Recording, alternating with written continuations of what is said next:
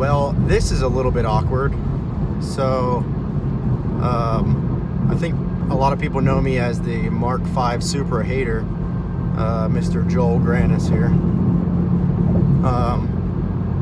But what am I driving right now? It's a Mark V Supra. So you can see, it's hard to tell because you can't really see much of it, but yeah, I'm driving home in a Mark V Supra, and you might think, what the hell is wrong with that guy? He's a flip-flopper. And even I'm kind of saying that myself, but it's actually my wife's car. So she has always liked this car. Even like, every time I'd post negative stuff about it, she would always say, I don't know why you hate it so much. But she doesn't really understand my standpoint of it being a BMW, not an actual Toyota product. My wife has had an Evo in the past and a S2000, so I think this will be the coolest one she's had so far. I think she's really gonna like it. And so I'm excited to take it up there to the house and show it to her. I'm actually driving back from Rhode Island right now. I bought the car in Providence, and I'm in Pennsylvania, so it's about a 7-hour drive. So I've been driving about 5 hours so far and got to know the car pretty well.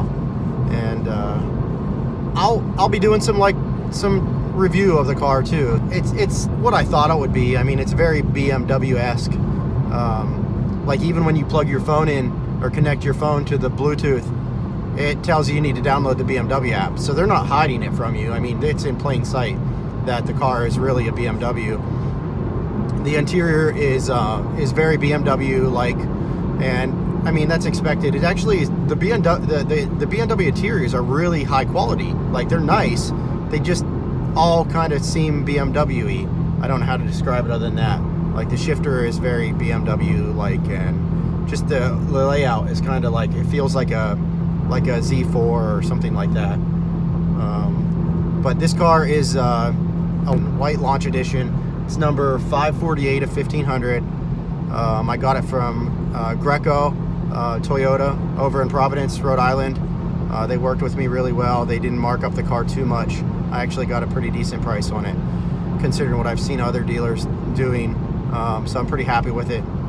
As far as the price went, I mean, I'm happy and I'm not happy, because the price point, 60 grand for a 390 horsepower car it's not very much bang for your buck.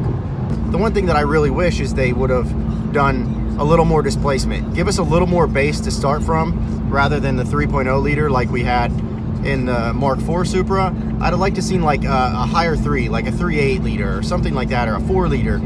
A little more displacement to start with, so we can make a little more power. There's nothing wrong with a 3 liter. It's just you'd have less room to grow. Basically, once you top out on that, the displacement of that motor, that's all you got. So I'd love to see something with a little more displacement, like the GTRs have, to kind of give you a little more to work with and a little more response with a bigger turbo too. But I know, like everyone says, oh, you can just mod these to be as fast as a Corvette. Yeah, that's true. I mean, we can mod a Mark IV Supra to be as fast as a Corvette, but you just want it to be, I just want it to be faster from the get-go and a better starting base point as far as horsepower goes, and then that way we can work up from there. But unfortunately, we're going to start with a 3.0 liter again and have to work with that. But I mean, the motor seems pretty strong. I won't deny that. I mean, it feels pretty strong. It's definitely faster than a Mark IV automatic Supra, twin turbo. I mean, definitely, it is a new Supra, so at least we're getting a new Supra. It just sucks that it's not everything that I would want it to be, but I don't really have control over that. So at least I'll get to experience it and maybe make some parts for one. The goal is to convert this car to a 6-speed manual. So make one of my GR Series T56 Magnum kits for this. The only hurdles on this car is, there's a couple, and the one is there's no clutch pedal for this car. This car is an automatic only, never designed for a manual trans. No interior panel for a manual trans or shift boot, nothing like that. I don't know what the tunnel is going to look like under that automatic console. and no bell housing, no clutch, so it's all gonna have to be from scratch. No master cylinder. So, and then the big thing that the thing that I'm most concerned about is the electronic side of things. You know, the Mark IV Supra is pretty basic for a 90s car as far as the electronics go. So I'm a little bit worried about that part, but the goal is to be able to make a transmission kit and continue on my my goal of making manual transmissions for Supras, including the Mark V now. So I think it makes sense business-wise for me. You know, the Mark IV market is going to dry up eventually. I mean, the guys that are buying the kits from me, they aren't coming back to buy another kit later. I mean, they're basically, that's the last trans you need to buy. So once they have that, they're done, and there's only so many Mark IVs. I do have some right-hand drive guys buying from me now that are importing the car, so that's pretty cool. A lot of the guys don't know that the Mark IV kit that I make will fit a right-hand drive just like it will fit a left-hand drive. Even the automatic tunnel cover that I make will fit the right-hand drive just the same as the left-hand drive. She's definitely going to like the way it drives. This car drives awesome, I'll be totally honest. The car handles amazing. You know, it feels very sporty when you drive it. The power handling is actually really good with the automatic transmission. It's just, honestly, it's a really nice car. I mean, but it really is what it is also. And to me, it feels a lot like a Z4. And that's because of the interior, I think, is a big part of it. And then another part of it is just the proportions of the car. When you sit in it, it kind of feels like a Z4. You know, the Z4, you kind of sit right in front of the rear tire, and then it has a really long nose and pretty much no ass to it. And that's like the exact dimensions of this car, because it, you know, it is the same chassis as a Z4. So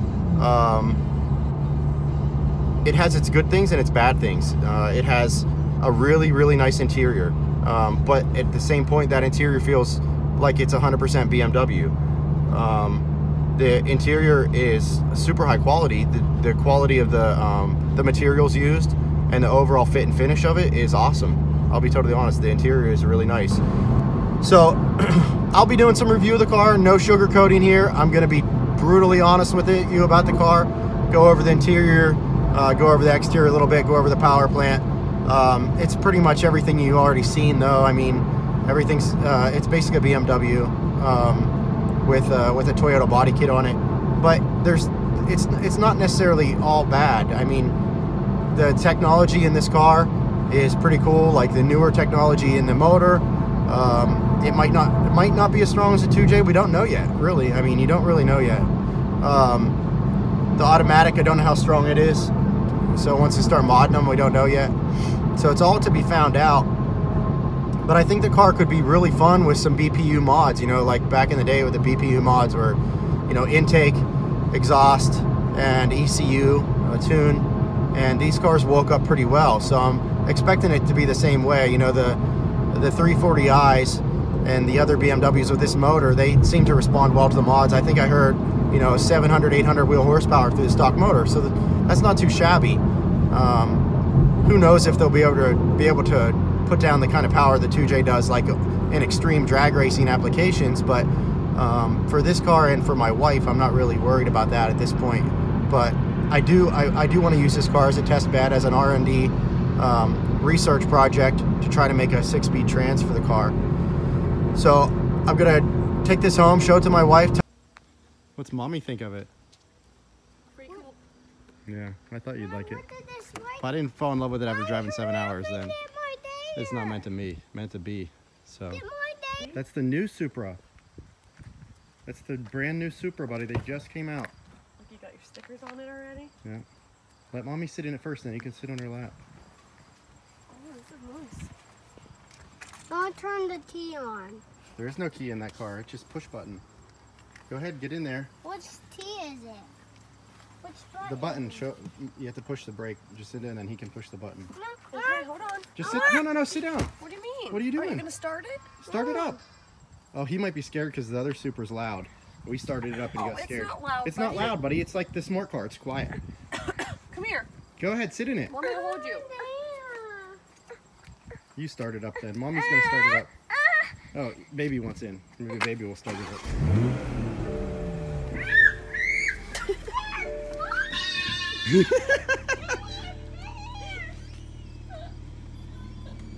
I can't believe he's scared of it. Raya likes it. Yeah.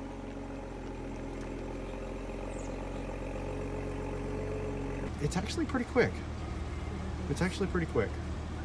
I was surprised. And the automatic is actually drives pretty nice too. Like it's pretty smooth.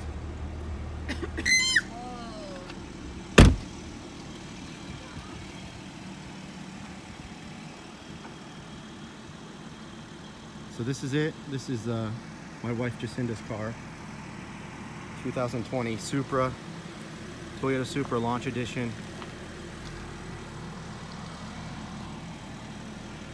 Just got back from a 7-hour drive from Rhode Island back here to PA.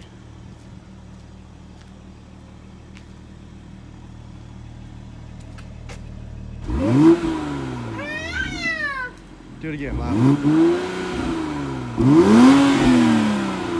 Oh, what do you think, buddy?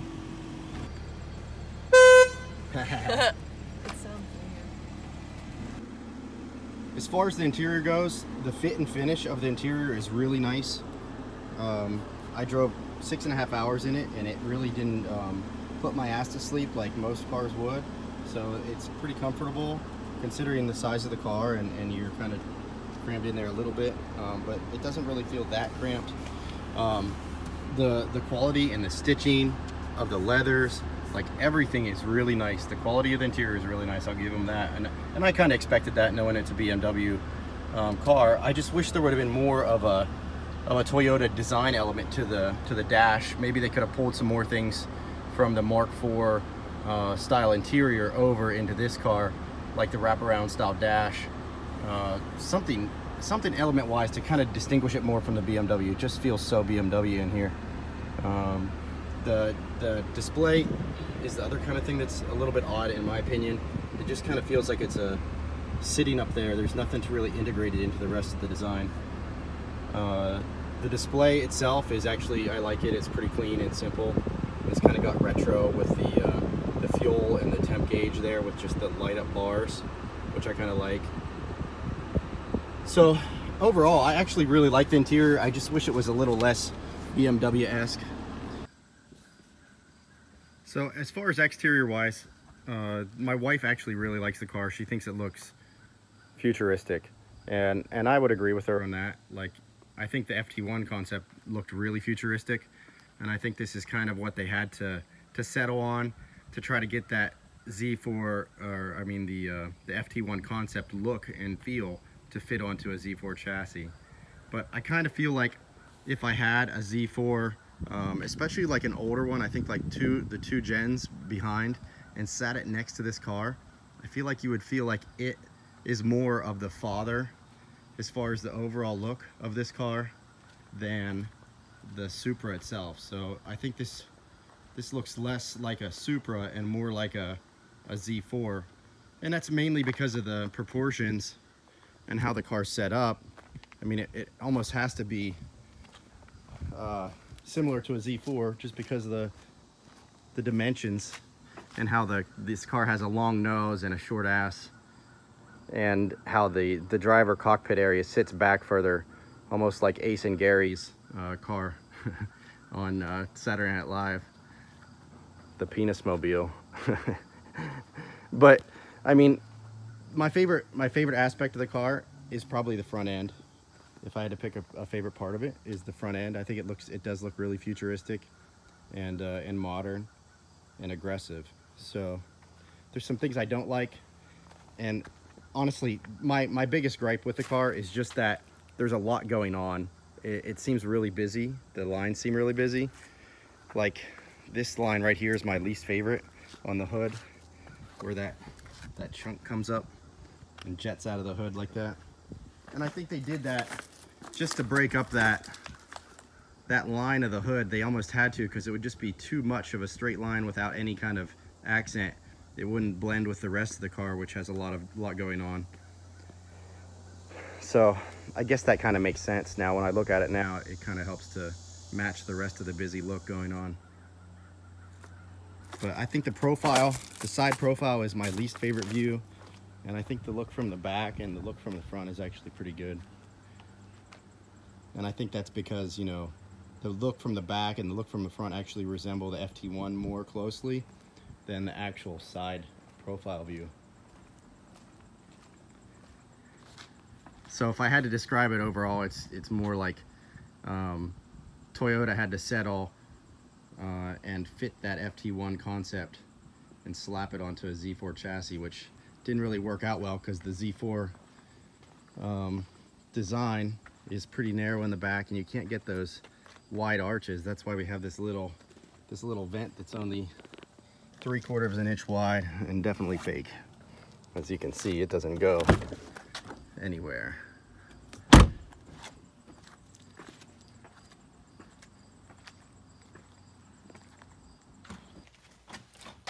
On the VIN tag, you can see they're manufactured, you know, Austria, VIN number,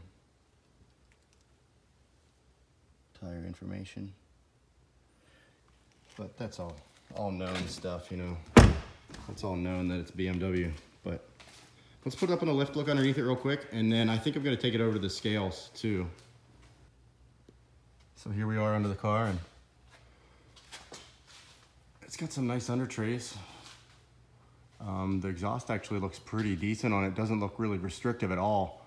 So I would be surprised if like the catback systems are going to gain that much power due to the size of the exhaust.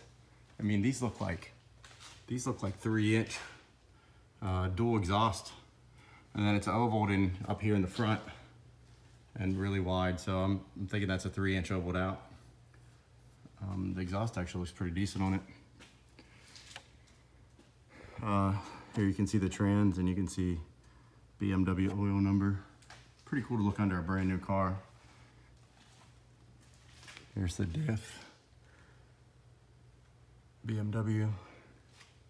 Like I said, this was all expected, that everything's going to be BMW. I mean, it's the Z4 chassis with the Toyota body on top. Can't really even see the turbocharger. Well, you can a little bit up there. It's kind of dark for you to see though. All right, we're all set here on the scale, so I'm gonna go in and get my ticket to see what it weighs. So I was wrong. 3340, and that's with a half tank of gas, a little under a half tank actually. So these scales aren't certified, so that you know they're like pretty much within like 10 pounds usually. So my final thoughts on this is that the car, it is what it is, I guess. So if you're a Supra guy, this is what you're getting. So if you're a Supra fan from the past, this is what you end up with. You're just gonna have to live with it. It's not a bad car, but it's not, in my opinion, a great car either. The car is surprisingly pretty quick. You know, I think I mean, I've seen dyno videos of it and stuff, so I know they underrated it. So it actually is pretty nimble and pretty quick. When you stomp on it, it kicks down really hard and picks up speed. It's pretty cool on the highway, how it actually gets up and goes. But for the price point of this car, you know, we paid 60 grand for this car. So to me, for 60 grand, I'm honestly, I'm going to compare it to the C8 Vet, because that's pretty much where it's going to be price point wise. And that car is going to be 490 horsepower for pretty close to the same price. So I feel like this car, bang for the buck, is not really worth it. It should have had some more power for the price point. But the design is actually decent.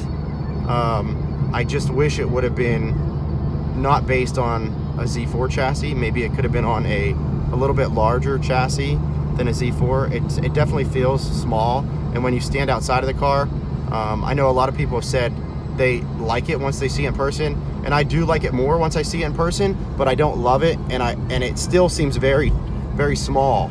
And I think it's mainly because like the ass end of the car is short, and because it's based off the Z4 proportions.